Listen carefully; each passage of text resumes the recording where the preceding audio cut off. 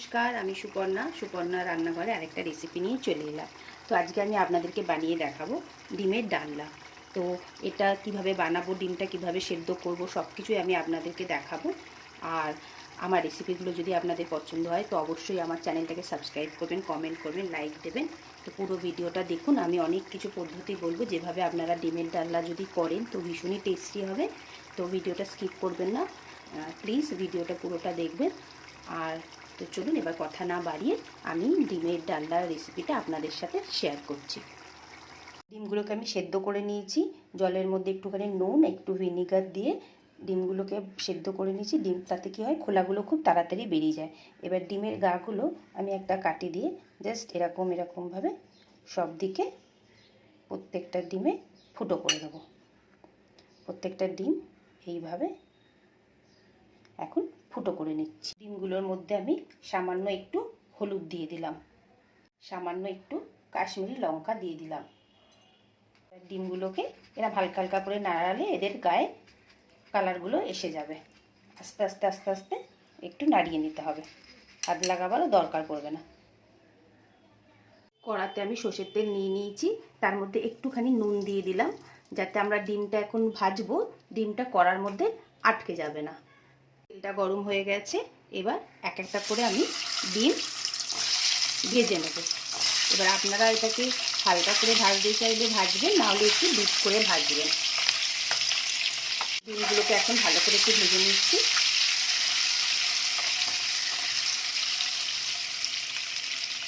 ডিমগুলো আমি ভাজা করে নিয়েছি, এবার প্রত্যেকটা ডিম আমি তুলে নিচ্ছি। এর মধ্যে সব ডিমগুলো নিয়ে নিলাম। আমি এটা পোলট্রির ডিম দিয়ে করছি, আপনারা চাইলে হাঁসের ডিম দিয়েও করতে পারেন। এগুলোকে একদম আমি লাল করে ভেজে নেব। সেম তেলেতেই আমি এখন আলুগুলোকে একদম লাল করে ভেজে নিচ্ছি।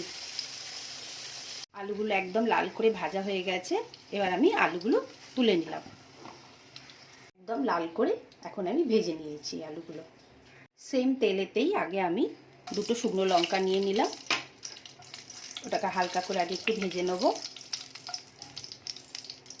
এরপরে একটা তেজপাতা দিয়ে দিলাম, এরপরে দুটো এলাচ, দুটো লবঙ্গ, দুটো দালচিনি দিয়ে দিলাম। হালকা করে এগুলোকে একটু ভাজবো কিছুক্ষণ, বেশিক্ষণ না, যাতে না পুড়ে যায়। আর হাফ চামচ আমি গোটা জিরে দিয়ে দিলাম। একটুখানি নাড়াচাড়া করে নিচ্ছি। করে নিয়ে একটা গোটা পেঁয়াজ আমি একদম স্লাইস করে রেখে দিয়েছি, পাতলা পাতলা করে কেটেছি, এখন এর মধ্যে দিয়ে দিচ্ছি। ভালো করে পেঁয়াজটাকে একটু নরম করে নেব, তার জন্য আমি সামান্য, বেশি নুন দেব না, সামান্য একটু নুন দিয়ে দিলাম। নুন দিয়ে 2 থেকে 3 মিনিট হাই ফ্লেম না মিডিয়াম ফ্লেমে পেঁয়াজগুলোকে একদম ভাজা করে নরম করে নেব। এটা একদম নরম করে ভাজা হয়ে গেছে, এখন আমি অল্প একটু আদা রসুন বাটা এর মধ্যে দিয়ে দিলাম। ভালো করে আদা রসুনটা একটু 1-2 মিনিট একটু কষে নেবো আগে। আর অল্প করে টমেটো দিয়ে দিলাম, দিয়ে মিডিয়াম ফ্লেমেই রেখেছি। এখন এটাকে ভালো করে একটু কষে নেবো যতক্ষণ না টমেটোটা আমাদের গলে যাচ্ছে। মশলা তৈরি করে নিই, তার জন্য আমি হাফ চামচ হলুদ দিয়ে দিয়েছি, 1 চামচ আমি গুঁড়ো লঙ্কা দিয়ে দিচ্ছি, 1 চামচে একটু বেশি আমি কাশ্মীরি লঙ্কা দিয়ে দিলাম, হাফ চামচ আমি জিরে গুঁড়ো দিয়ে দিচ্ছি, আর হাফ চামচ আমি ধনে গুঁড়ো দিয়ে দিলাম। দিয়ে এবার পুরো মশলাগুলোকে একসাথে একটু মিক্স করে নেব, একটা পেস্টের মতো করে নিলাম।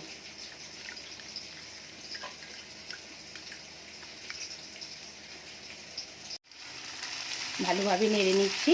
এখন টমেটোগুলো একদমই গলে গেছে। এবার যে মশলাটা আমি বানালাম ওটা আমি এখানে দিয়ে দিলাম, দিয়ে কিছুক্ষণ একটুখানি কষে নেবো ভালো করে। কটা কাঁচা লঙ্কাও দিয়ে দিলাম,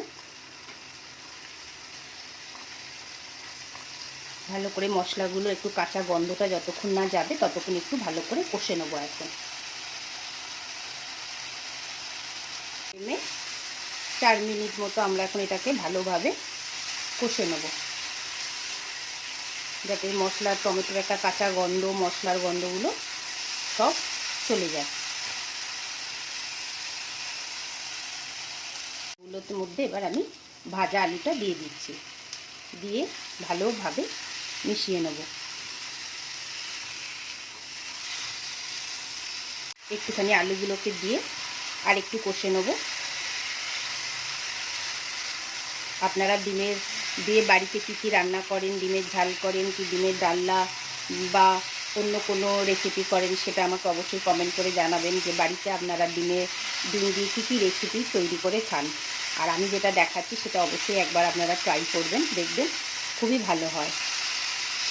এবার আমরা জল দিয়ে দেবো, কিছুটা জল দিয়ে দিচ্ছি, আলুটা যতক্ষণ না আমাদের সেদ্ধ হচ্ছে। তো এখন একটু ঢাকা দিয়ে এটাকে একটু ফুটিয়ে নেব। ডিমের ডালনাটা আমাদের অনেকক্ষণই হচ্ছে, আলুগুলো মোটামুটি 80% গলে গেছে। এবার আমি ডিম সেদ্ধগুলো যেগুলো ভাজা করে রেখেছিলাম সেগুলো এর মধ্যে দিয়ে দিলাম, দিয়ে ভালোভাবে মিক্স করে নিলাম, নিয়ে আর 5 মিনিট মতো এটাকে ফুটতে দেবো, তারপরে এটা নামিয়ে নেব। ডিমের ডালনাটা হয়ে গেছে। এবার আমি কটা কাঁচা লঙ্কা দিয়ে দিলাম আর অল্প একটুখানি ধনেপাতা ওপর থেকে দিয়ে দিলাম। রেসিপিটা আপনাদের কেমন লাগলো নিশ্চয়ই আমাকে জানাবেন আর কমেন্ট করবেন। তো এটাকে আপনারা ভাত দিয়ে খেতে পারবেন, পরোটা দিয়েও খেতে পারবেন, এমনকি ফ্রাইড রাইস দিয়েও আপনারা খেতে পারবেন। ডিমের ডালনাটা তাহলে কেমন লাগলো আপনাদের অবশ্যই আমাকে জানাবেন। আবার আর একটা নতুন রেসিপি নিয়ে খুব তাড়াতাড়ি আসবো। Tata, bye bye.